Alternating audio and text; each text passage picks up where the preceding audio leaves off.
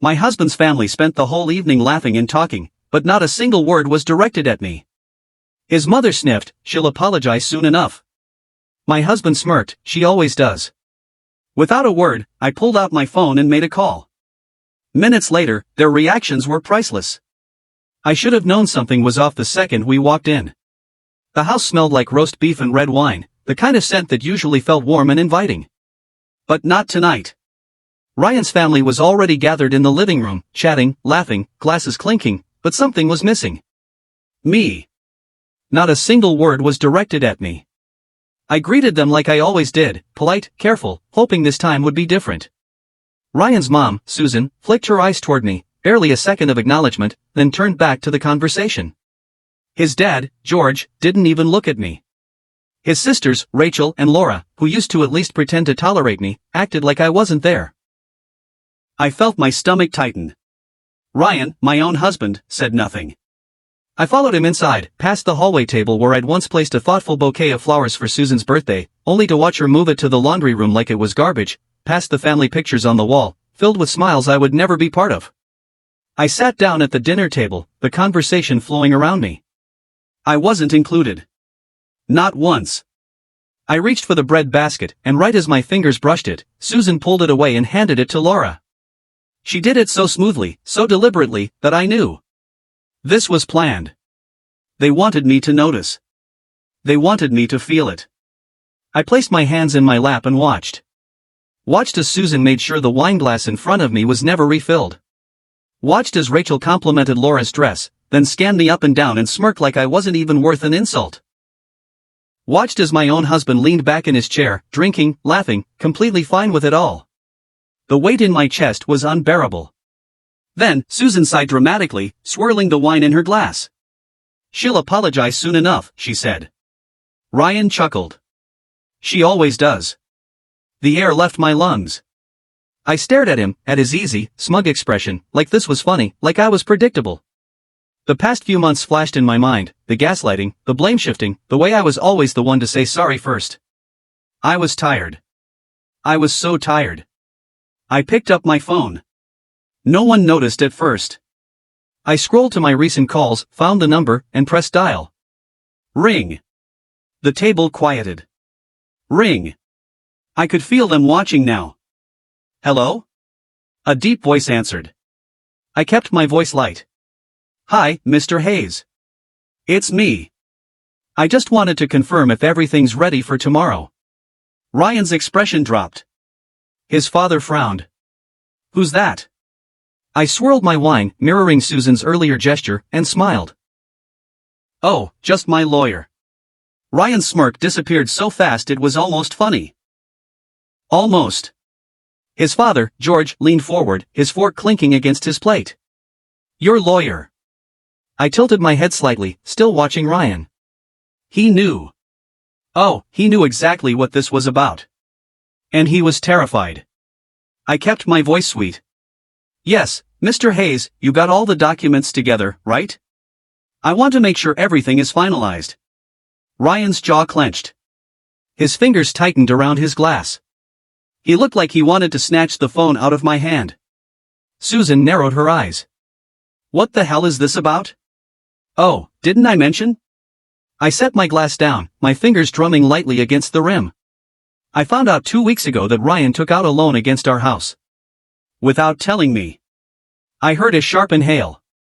Laura's fork clattered against her plate. Susan blinked. "What?" Ryan sat up straighter. "Babe, this isn't." I cut him off. "Don't. Just don't." I turned back to the phone. "Mr. Hayes, just to confirm, the court approved everything, correct?" The voice on the other end responded, loud enough for everyone to hear. "Yes, since we have clear proof of forged signatures, the judge granted an emergency order. Ryan's accounts are frozen. The assets tied to the fraud, including any joint property, are being seized." Dead silence. I lifted my glass again, watching the realization crash down on them. Susan's face lost all color. George was breathing hard through his nose. Rachel and Laura exchanged panicked glances. I saw it the second it hit Susan.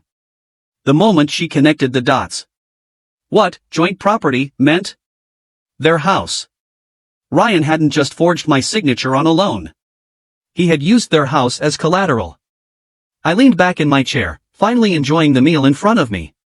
You ruined U.S. George's chair scraped against the floor as he shot to his feet. I didn't flinch. Ryan did. Dad, listen, I was gonna fix it. Susan shoved her chair back. You idiot. Her voice was shrill, shaking with rage. You put our house on the line. You absolute moron. Rachel's hands were covering her mouth. Laura looked seconds away from throwing up. I swirled my wine again. I assume I won't be the one apologizing after all? Ryan turned to me, eyes wild. We can fix this. His voice was low, desperate, trying to keep control. Babe, we can talk about this. I stood up. I pushed my chair in carefully, smoothing the wrinkles on my dress. Then, without looking at him, I spoke.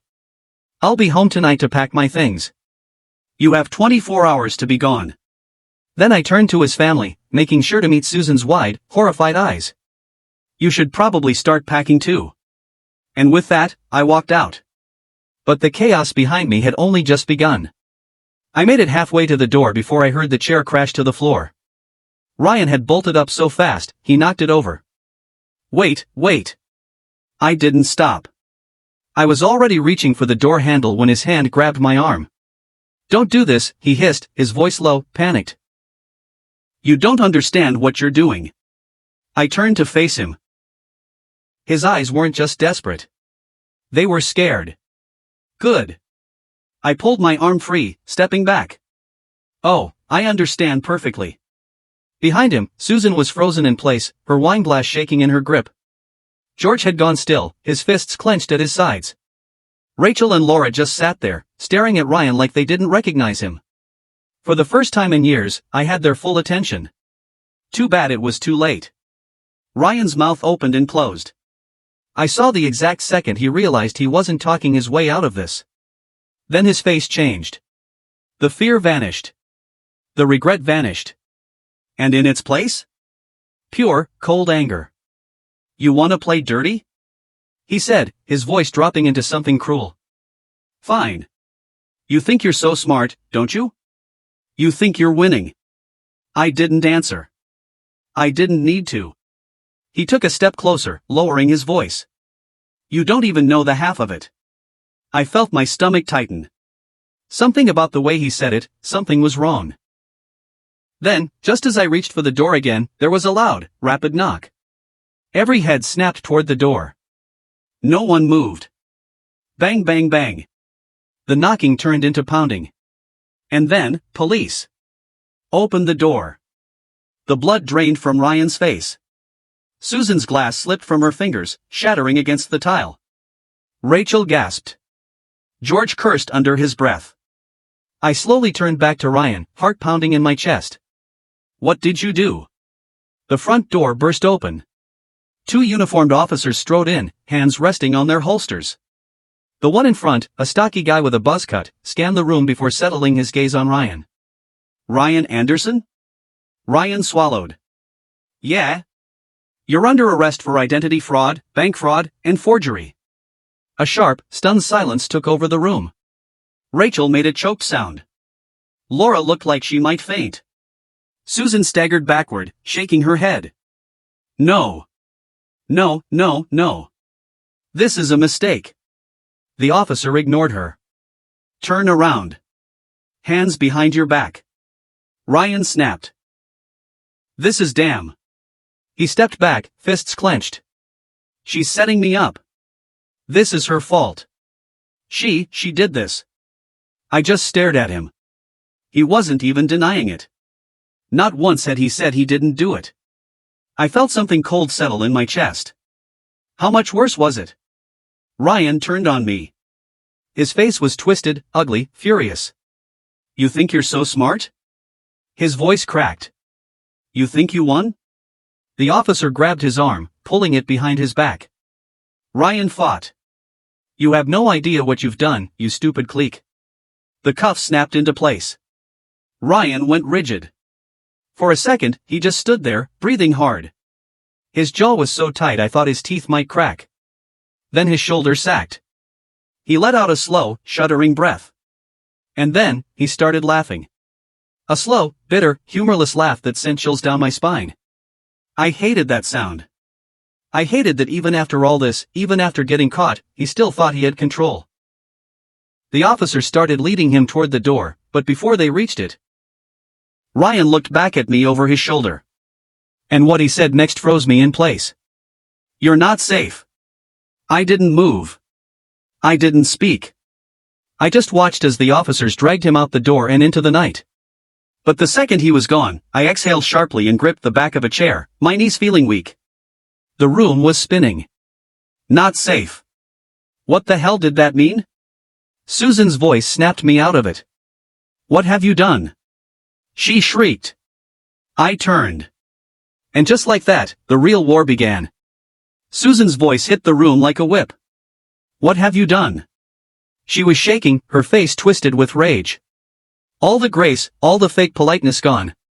George turned on me next, his jaw clenched so tight I thought his teeth might shatter. "This is your fault." Rachel and Laura were still sitting in shock, their wide eyes bouncing between their parents and me. And me? I just stood there. I took in the wreckage, the shattered glass on the floor, the untouched plates, the expensive chandelier casting cold light over a family that had just imploded. I finally spoke. "No, this is Ryan's fault." Susan's nostrils flared. "You're his wife. You should have fixed this." I actually laughed. A sharp, humorless laugh. "Oh, you mean the way I always fix things? The way I was supposed to apologize for whatever imaginary sin I committed tonight?" I gestured toward the front door where Ryan had just been dragged out. "I think your golden boy was doing a whole lot worse than not passing me the bread. You vindictive little..." George slammed a fist on the table. "Enough. Silence." His voice was grave. "Controlled. Too controlled. This isn't over." His eyes bored into me. "You might think you won, but you don't understand how this works." Something about the way he said it sent a cold feeling through me. I swallowed. "What the hell does that mean?" George looked at Susan, then back at me. "Ryan had help. And if you think he's the only one who's going down for this, you're wrong." My stomach dropped. "Help?" Before I could open my mouth, the front door slammed open again. A new voice rang out. "Nobody move." A woman stepped inside. Detective Jenkins. I'd met her once before, weeks ago, when I first went to the police about Ryan's forged loan. She had a sharp, observant gaze, the kind that made you feel guilty even if you weren't. She barely glanced at me before her eyes landed on Susan and George. "You too," she said, pulling a folded piece of paper from her pocket. "You're coming with us." Rachel gasped. "Mom? Dad?" Laura clamped a hand over her mouth. Susan actually laughed.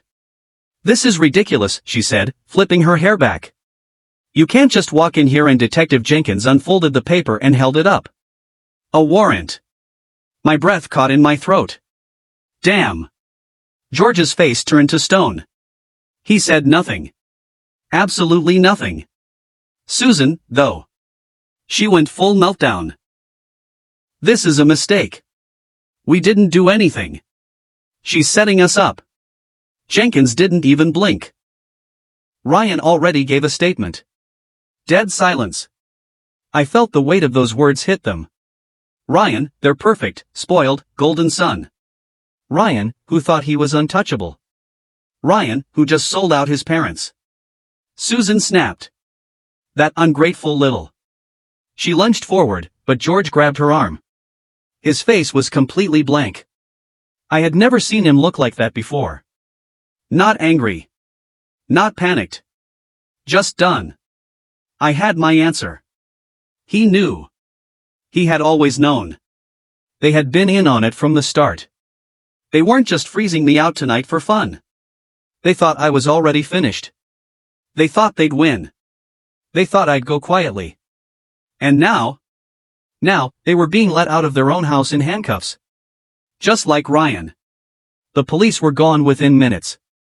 The house was eerily silent. Rachel and Laura still sat at the table, their faces blank. I knew that look.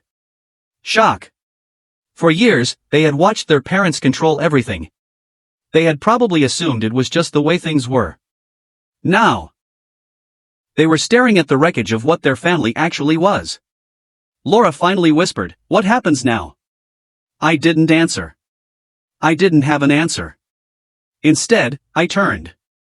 I walked down the familiar hallway, past the family pictures, past the empty guest room where I had spent too many nights alone while Ryan needed space. I grabbed my coat. I stepped outside. The cold air hit my skin and I finally exhaled. I stood on that porch for a long time, staring up at the Texas night sky, thinking about how I got here and where I would go next. The next morning, I packed my bags and left. Ryan called me once. I let it go to voicemail. I never listened to it.